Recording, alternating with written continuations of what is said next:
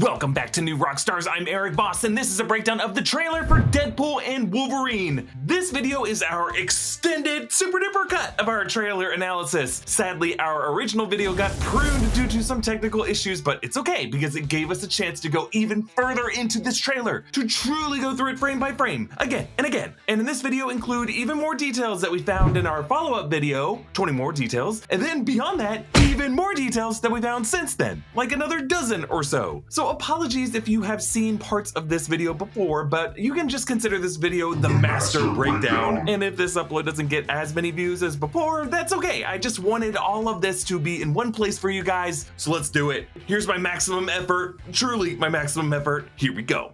Happy birthday to you. All right, okay. It's been a challenging few years, for sure, but I'm happy. That is because of each and every one of you. I'm the luckiest man alive. Make a wish, buddy. This trailer opens with Wade's birthday party. Joining Wade is Vanessa, Blind Al, Dopinder, Colossus, Negasonic Teenage Warhead, Yukio, and from the X-Force, Peter and Shatterstar. I'm also gonna assume Brad Pitt is in this room as Vanisher, because there actually is a gap on either side of Shatterstar in this Polaroid where Vanisher is probably standing. Why not just claim that Brad Pitt is in this movie? Now, this guy with the beard is named Buck. He's from the Sister Margaret's Mercenaries bar in the scene from the Deadpool 2 Super Duper Cut when Wade was mourning the death of Vanessa and his inability to kill himself. According to the Kubler-Ross model, denial is just one of the 5 stages of grief. Jesus Christ, Buck. No more speaking lines for you. Remember, Deadpool 2 ended with Wade using Cable's time travel wristwatch fixed by Yukio and Negasonic Teenage Warhead to alter history to prevent the death of Vanessa and also save members of the X-Force from dying, which is how Vanessa and Pete and Shatterstar are all back here. But there's no sighting of Bill Skarsgård as Zeitgeist or Terry Crews as Bedlam here, nor is there Domino nor Weasel. But TJ Miller had some controversy, so I guess I'm not that surprised he's not coming back. Now, Wade's birthday cake has yellow and blue icing, perhaps foreshadowing his destined encounter with yellow and blue clad Wolverine. I also like how whoever iced this started to space out the letters of birthday, spacing it out just too much at the beginning of the word, so they had to adjust halfway through and cram the rest of it in. Throughout Wade's apartment, you can see some Deadpool merch. That figurine sitting cross-legged on the green bookshelf behind Shatterstar. This is the pose in which we've often seen Wade in posters and promos, and we are reminded of our very first glimpse of the rebooted Deadpool in 2016 with his feet dangling from the overpass over the highway. On the shelf above that is a plushy Deadpool head, and then behind Dopinder and Colossus is some print art that looks like Roy Lichtenstein prints. Roy Lichtenstein was a 1960s pop artist known for comic strip inspired parody art. He was part of the same new art movement as Andy Warhol, and one of these stills looks like his famous In the Car painting, but it has been reversed now with a woman driving. This is just some perfectly ironic set decoration for Wade's apartment, as Deadpool's role in the Marvel movies is to use the medium of comic book cinema as a lens through which he parodies the genre, and he subverts it by reversing roles just like this. And can we just shout out Dopinder now for being in this after Karen Sony just this past year voiced Spider-Man India and Across the Spider-Verse. Now, Wade has stapled to his head a toupee hairpiece, and you'll notice he is wearing a Hawaiian shirt. He wore the same shirt worn by Chunk in the Goonies in Deadpool 2. By the way, I broke down that amazing Richard Donner classic over on the Deep Dive channel. In both the 2016 and 2018 Deadpool movies, Wade typically wears Hawaiian shirts, but this one is actually the R.E. Dunn Tiger Surf Rider shirt, and folks, it ain't cheap. The reason I'm mentioning it is the tiger of it all. Go get him, Tiger is MJ's catchphrase for Peter Parker. Go get him, Tiger. And Weasel says this phrase to Wade in the strip club in the 2016 movie where Stan Lee is a DJ. Go get her, Tiger. And Deadpool says it to Negasonic Teenage Warhead when she fights Angel Dust. Go get her, Tiger. Hey, that's the woman who's suing Star Wars now. That's fun. Now, Wade says it's been a challenging few years, sure, but I'm happy. And he can't help but feel a bit of a meta commentary on the past few years of the MCU, but you know, we're still happy. But there are some brief but worrisome shots of Wade with Vanessa, like Vanessa sitting at a table, Wade covering his head, and then Vanessa just kind of awkwardly leaving Wade to smile to himself like he's burying some pain. And notice how she says Make-A-Wish buddy and not Make-A-Wish babe or honey. Maybe I'm just reading into that part of it, but is it possible that by averting Vanessa's death, by cheating fate, Wade might have put them on a different tragic timeline? Like maybe Vanessa has now gotten a cancer diagnosis because death finds a way. Remember, this all began with Wade getting a cancer diagnosis, and that's what led him to going to Weapons Plus and getting healing powers in his deformed skin. Wade could be kicking himself for taking Vanessa from a timeline where her death was quick and dragging her into this timeline where her death would be a slow, painful goodbye. Maybe even he stapled that toupee to his head to make Vanessa feel less self-conscious about having to wear a wig herself as she's undergoing chemo. But yes, Vanessa tells Wade to make a wish, and he blows out the candle. But it's interesting that this trailer times the edit so that the moment Wade blows out the candle, the TVA Minutemen knock at the door, as if that, blowing out the candle, making the wish, was the trigger. The timing kind of suggests that it's Wade's wish that the TVA considers the Nexus moment. Opening the trailer this way suggests that the entire movie of Deadpool and Wolverine is a kind of classic wish fulfillment plot structure, where a character makes a wish or has some kind of desire, and the rest of the story kind of makes that come true, turning the wish into a curse, and really just makes the hero question if this is what they really wanted. These are the kind of stories that end with a character kind of waking up from the dream, returning to their reality. But in this case, Wade may choose to live in the dream of the MCU, and we could end with a Marvel Cinematic Universe where it is implied to be all within the imagination of Deadpool, like the MCU from here forward will be from Deadpool's perspective. That sounds complicated. I'm gonna do a better job explaining it later in this video, but let's move on. Wade Wilson? Whoa, whoa, whoa, whoa, whoa, whoa, whoa, whoa, whoa, whoa. Is that supposed to be scary? Pegging isn't new for me, friendo, but it is for Disney.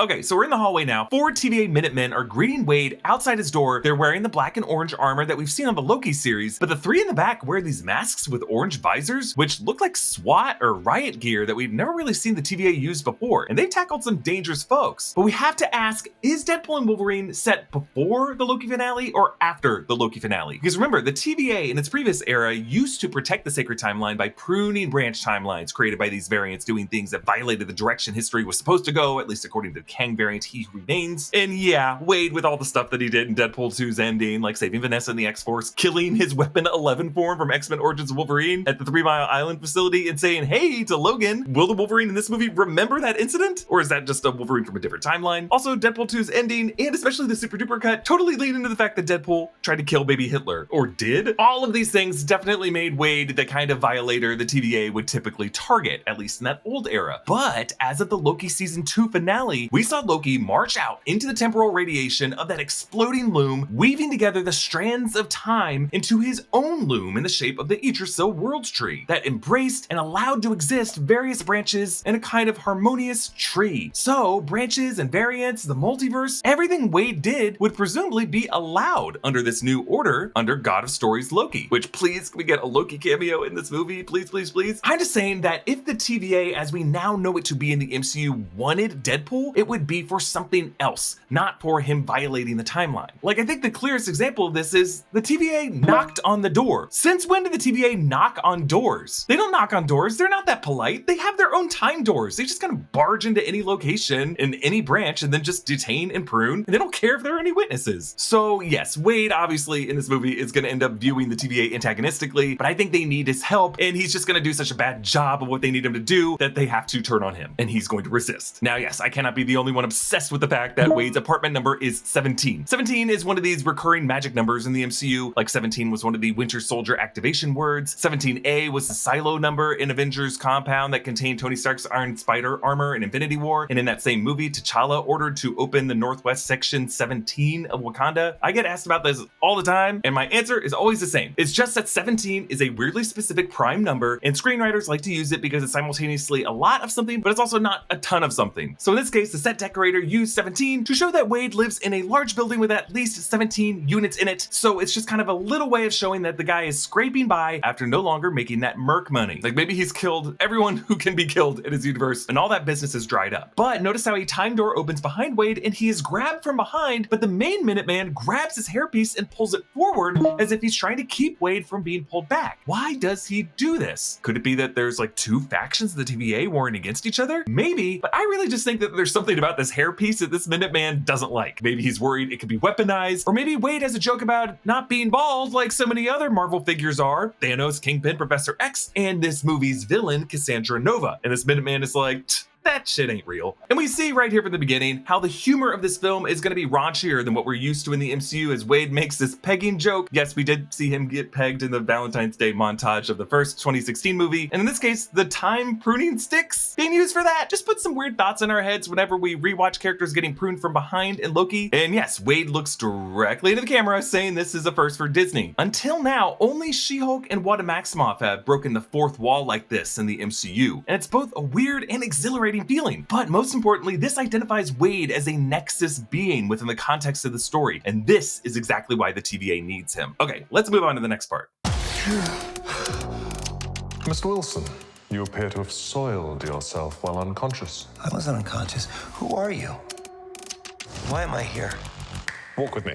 Now you see Wade with pins and staples still in his scalp, with the chunks of the wig still attached. He wakes up in the TVA interrogation room, sitting across from Matthew Macfadyen, whom closed captions confirm is playing a character named Paradox. Paradox is one of the many TVA agents in Marvel Comics, like Mr. Ouroboros or Mr. Mobius. But Paradox comes from She-Hulk Volume 2, Number 3, when he rules over a case involving Jen Walters after she warned Hawkeye of his impending death. This trial ends with the death of Mr. Paradox and Mr. Ouroboros when they're killed by the villain Clockwise. Macfadyen is known, of course, as Tom Wambsgans from HBO Succession, but here the actor is using his natural English accent that true McFaddy fans know from his role as Mr. Darcy in the 2005 Pride and Prejudice. The way, though, he just lingers on the word soiled with that whiff of disgust, it's just perfect. It's exactly what Tom Wambsgans would say to cousin Greg when he would stuff the break room snacks in the dog poo bag. Now, Wade says he wasn't unconscious when he soiled himself. Solid joke, but we are left wondering why Wade would be asleep or even fake being asleep and get away with it, as normally the TVA detainees are not like knocked out. Normally they're forced through the same processing steps, put into TVA inmate attire after being processed. Wade is allowed to stay in his clothes here. He's not being treated as a temporal prisoner the way Loki and Sylvie were. Also, this room is pretty different from the other interrogation rooms we've seen in the TVA. It's the color green, and that's important because the TVA is specifically color-coded so that orange is for the security level, green is for the clerical/admin level, and gold is for the legal level. So Wade is not being detained as a security matter, he's being taken directly to the level where the TVA archives are. When Wade meets Paradox, Paradox says,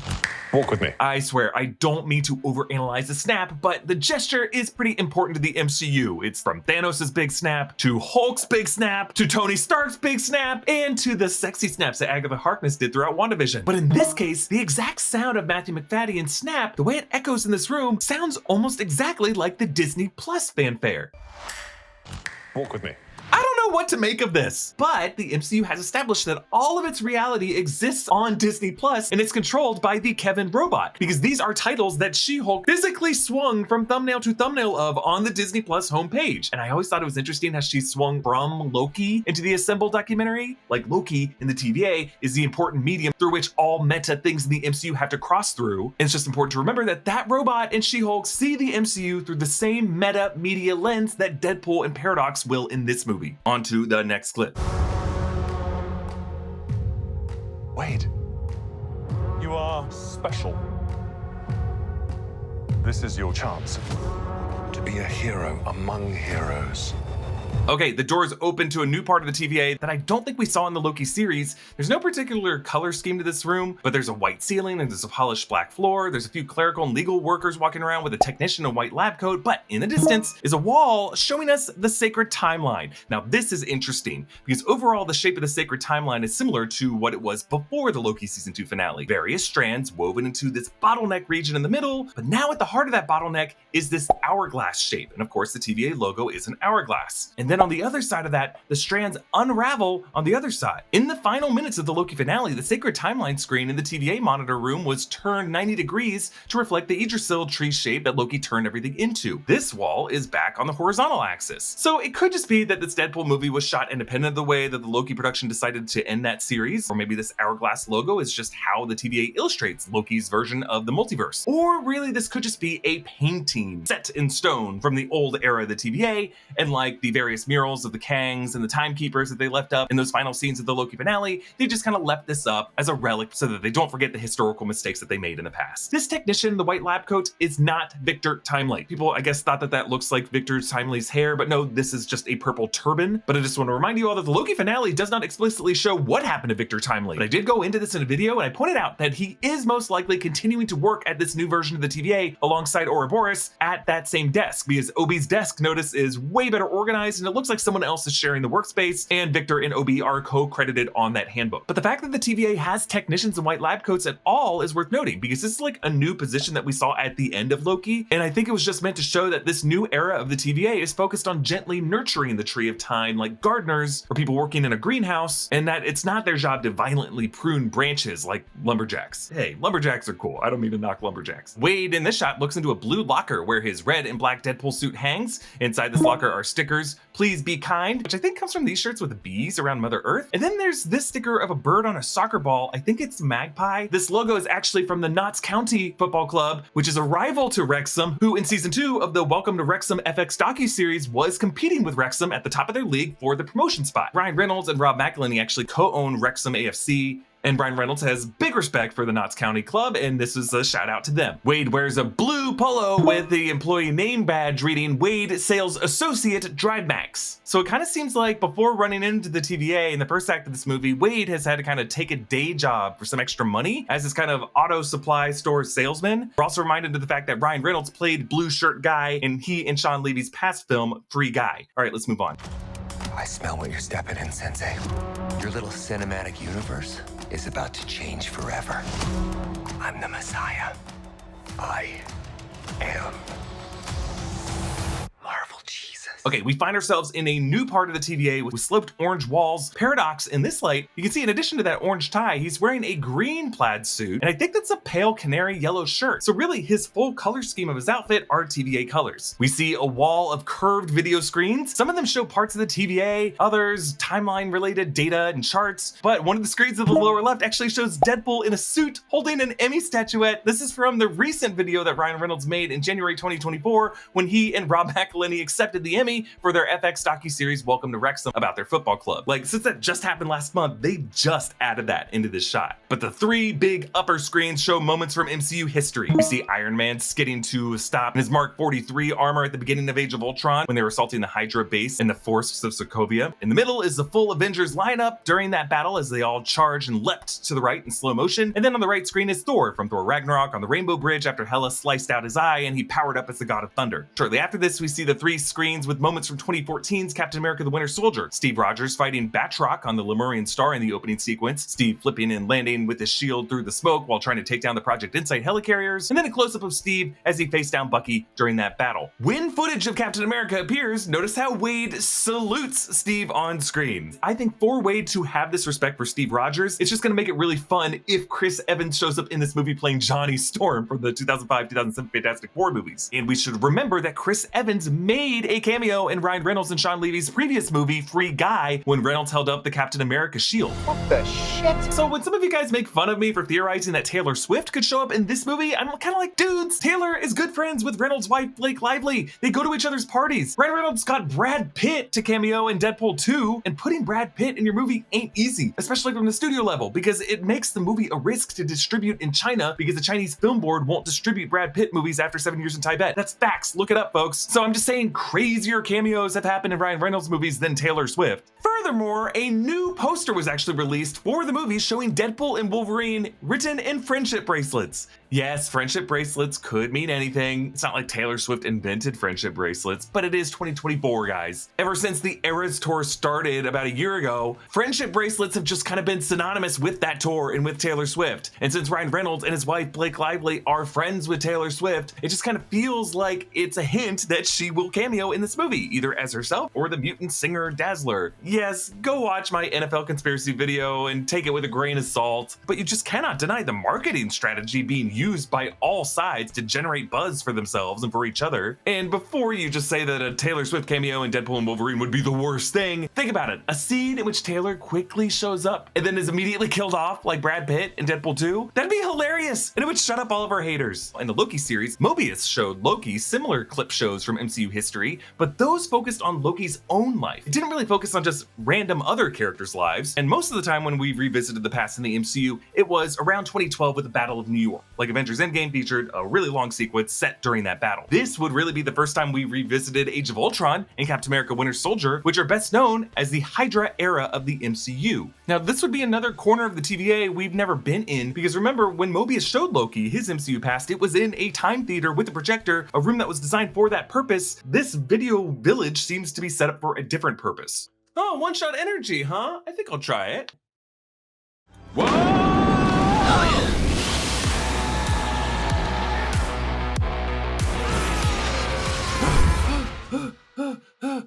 So what does One Shot's focus shoe do?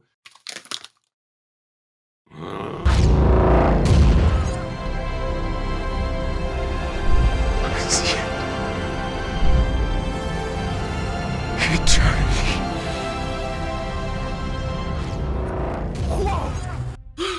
One Shot really is all you need. Begin your transformation with One Shot Energy today by going to oneshotenergy.com/new rockstars for 10% off your order. But next we see the shot of rolling desert hills, and there's this caravan of vehicles, almost like a Mad Max Fury Road style motley crew of wheels. These cars include, and I'm just gonna describe them to you, a modified version of Red Skull's hot rod from Captain America the First Avenger, his V16 coupe, also the cupcake truck from Moon Knight, and then there's this armored tank with a tall glowing pillar. This is the column of solar panels. We actually see this vehicle later in the trailer with this focus dish weapon. There's also a silver car with a 4 on the front, which is probably the Fantastic Four's car. That car is up front, leading the pack. Red Skull's hot rod is second from the back. The cupcake truck is right in front of that. We do see these vehicles later in the trailer. The cupcake top of that truck is in the far left of this shot, and it really seems like the purpose of these vehicles is to tow these metal spherical cages. I wonder if the light and the loudspeakers we see atop that tank are meant to draw Alioth, and they put human bait in the cages. So based on later shots of these vehicles in the trailer, I think this will be the group that Aaron Stanford Pyro is with. Perhaps some other erased X-Men and Fox Marvel Universe heroes who got pruned to this wasteland, and they're just driving vehicles from all kinds of Marvel realities. I'm pretty sure this wasteland is the Void from Loki, but the Void that we saw on that show was like a grassland that looked like the volume set, honestly.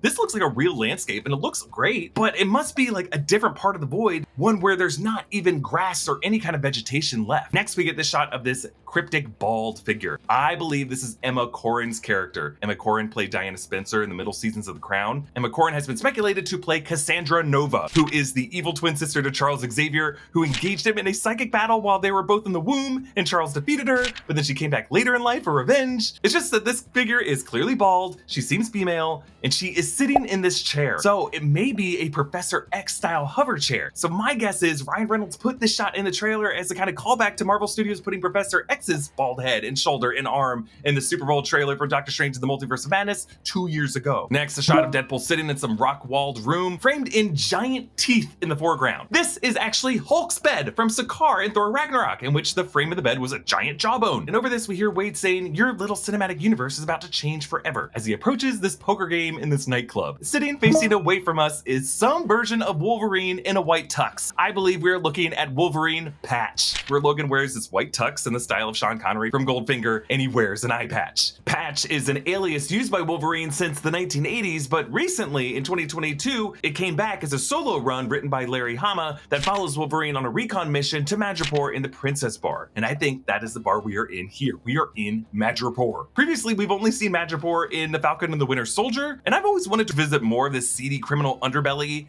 But there are like two parts of Madripoor. There's like the poor criminal element, and then there's the wealthy elite, the characters that I guess like Sharon Carter are a part of now. But look at the exact framing of the shot. You'll notice that Wolverine Patch is perfectly blocking whoever the dealer is directly across from him. I am wondering if this is going to be revealed as Remy LeBeau, Gambit. Now, Taylor Kitsch played Gambit in a New Orleans card game in X-Men Origins Wolverine, but in this case, it could be Channing Tatum in the role, as his Gambit movie never made it out of development hell. You could totally imagine him showing up in this movie. But this version of Patch, I think, is a variant from the Hugh Jackman Wolverine, because he has a much slimmer build and a much shorter torso than Hugh Jackman does, because Hugh Jackman's a tall guy. So I think Ryan Reynolds is going to pull a John Krasinski, Reed Richards, and cast Patch as an actor often fan cast as a possible new Wolverine. And the two actors everyone has been like, make them Wolverine, have been Daniel Radcliffe and Taron Egerton. In this case, I'm going to go with Egerton, because he has much more pronounced shoulders than Daniel Radcliffe does, and I don't know, it just kind of seems like Taron Egerton just manspreads more than Daniel Radcliffe does. And from the Matthew Vaughn Kingsman films, Taron Egerton just has a knack for playing suave, stylistic characters who seem to be cut from the cloth of 007. That said, Daniel Radcliffe has gotten into crazy shape recently for another film role, and I could see him filling out this suit. Either way, I think Daniel Radcliffe will appear in some scene in this movie, I just don't know if that is him here.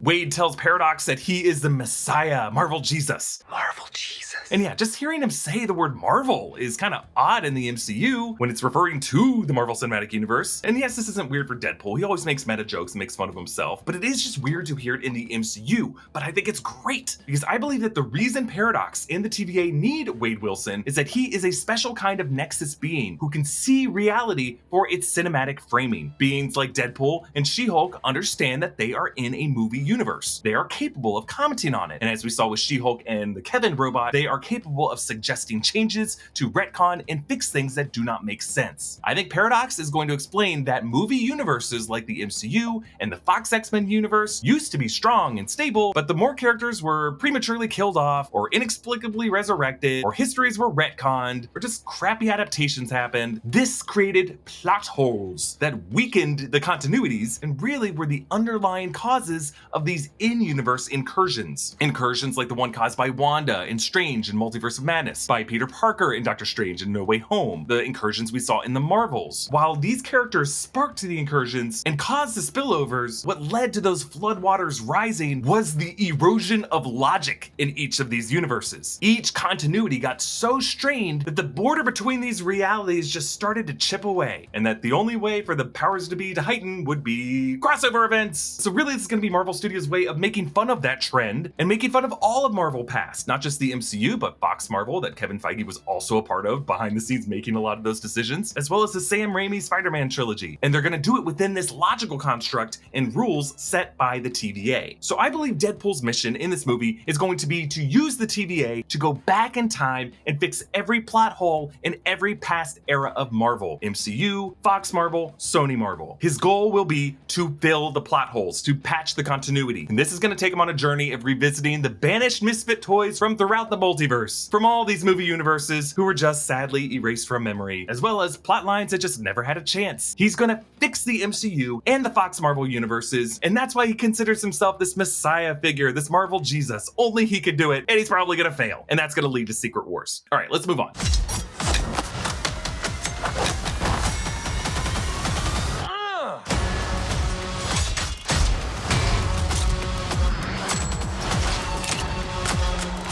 Okay, a rapid cut montage shows Deadpool suiting up with the help of this TVA armorer. We see a close-up of his zipper being zipped up, his butt being slapped, which reminds us of the weird butt shots and the similar sequences in the 90s Batman films. And if you go frame by frame through Wade lowering his gun into the holster, you can see tiny text etched in gold, "Smile, wait for the flash." This TVA tailor or armorer wears white gloves, and he's the one who slaps Deadpool's ass with the white gloves. It just kind of feels like the joke here is that it could be like, haha, Mickey Mouse slapping Deadpool's ass with these white gloved hands. And in some of the inserts, you can actually see the background of this Taylor station of the TVA, and you see the shot of Deadpool flipping his gun into the holster as he faces to the left, but this shot is actually reversed because you can tell by the TVA poster in the background, where I'm pretty sure that word is supposed to be fits, F-I-T-S, but it's backwards here. Why would the TVA need a tailor shop, you might ask? Why not just issue basic sizes of uniforms? Well, they all look great, let's be honest, and I kind of feel like their uniforms might be resistant to temporal radiation, so they might now upgrade the Deadpool suit to make it easier for him to hop around through time. In an elevator, Wade goes from a split to standing, but I'm pretty sure this shot is in reverse, because when you actually reverse this, it's clear that he's going down into a split. The reason I know that they probably did it this way is the same camera trick was used by Steven Spielberg for the splits in the opening dance number of Anything Goes in Indiana Jones and the Temple of Doom, where we should note Indiana Jones wears the same Sean Connery Goldfinger outfit that Wolverine Patch wears in this movie. And just because I have to point out every number, the number on this elevator is 943. Maybe that's like the universe designation number, the way we have 616 and 838. Okay, we're back in the snowy forest that we saw before. Deadpool is just going wild on these TVA Minutemen, knives flung into their faces, sprays of blood. So a new detail I want to talk about here, I love the editing of this part of the trailer, because from the moment Deadpool lifts his leg in the elevator to go, his attacks all sync with the beat of the music. And the pose he makes on I'm pretty sure it's him farting in that elevator. But this part has probably the craziest new detail that I spotted for this super duper cut of our trailer analysis, because notice how Deadpool flings 3 blades at these Minutemen, and while it looks like they are knives with darker handle portion at the far end of the blade, it's not exactly clear, and it's kind of hard to see the blades initially in Deadpool's fist before he releases them. Why is that? Well, I went through this frame by frame. I think he was actually holding these in between his knuckles like Wolverine's claws.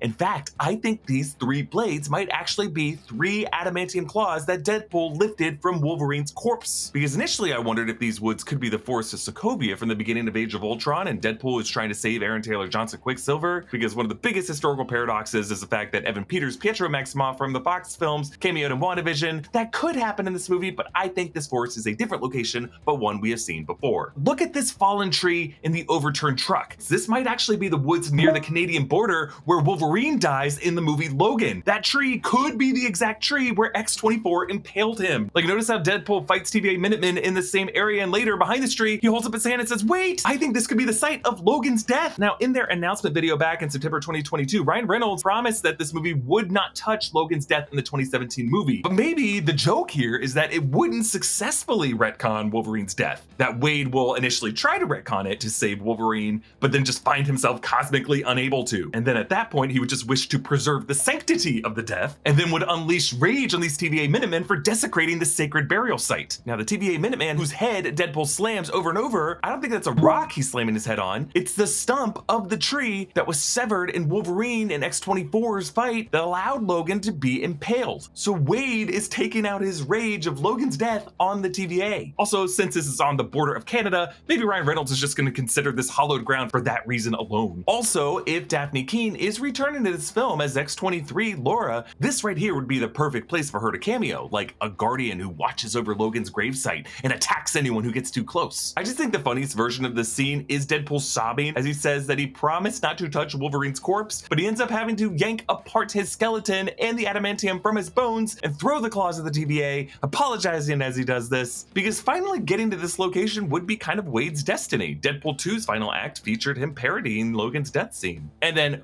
probably the coolest shot of the trailer, we see Deadpool in front of the ruins of the freaking 20th Century Fox logo. And yes, it is completely meta and bizarre, and I love it. But it speaks to Wade's ability to see these universes the way Kevin and She-Hulk do, as the products of film studios driven by capitalistic and algorithmic forces. Where, as we see increasingly by horrible decisions by like Warner Brothers to just erase movies as tax write-offs, this is where the ruins of those movies go. And a subtle thing I just realized about the way this Fox Studio logo is buried, the word Fox is mostly submerged beneath the terrain, as when Disney bought Fox's film and TV divisions, they made them rename the studio division to just 21st Century. They dropped the Fox. But in this case, notice that they left the X of it visible. As with many of the X-Men films, the X in Fox would often glow for a few frames longer on the fades to black in the opening seconds. This and many details you will appreciate in our X-Men Snick rewatch series here on New Rockstars. But yeah, I just can't get enough of this shot. Deadpool flinging his bullet magazines around to reload both pistols in one fluid motion. Ryan Reynolds has always insisted on this kind of impressive stunt work, and not just in the 2016 and 2018 Deadpool movies. He had a pretty sick bullet slice stunt in X-Men Origins Wolverine, and reloading this way kind of feels like what Agent Zero did in Origins. And you'll notice on the base of each of his guns are these little Deadpool head logos. But then there's this other chunk that Deadpool lands on, and I just realized it's kind of like a seesaw, and this is what causes the bullet magazine to fling up for him to do this reloading move. Then as the camera turns to the right on Deadpool, in the ruins of the background, I believe that is Toronto's CN Tower. Just another Canada reference there. And just past that is a tan-colored conical thatched roof that I believe might be one of the rondavels that topped all the skyscrapers of the Golden City in Wakanda in the Black Panther movies. Okay, on to the next clip. God, please! Oh my fuck!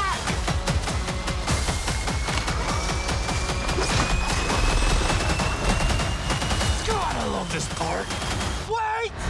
Okay, a TV Minuteman whose wrists are chained begs for Deadpool to cut him loose as others flee, and then he's snatched up by purple smoke. This is Alioth, the consumer of pruned people and things from the Void in the Loki series. So this is definitely the Void. We didn't really see Alioth in Loki season 2, but in the last shot of Renslayer, she was facing down Alioth, so does that make a Renslayer cameo even more likely in this movie? Now, in the closed captioning, Wade's response is, oh my.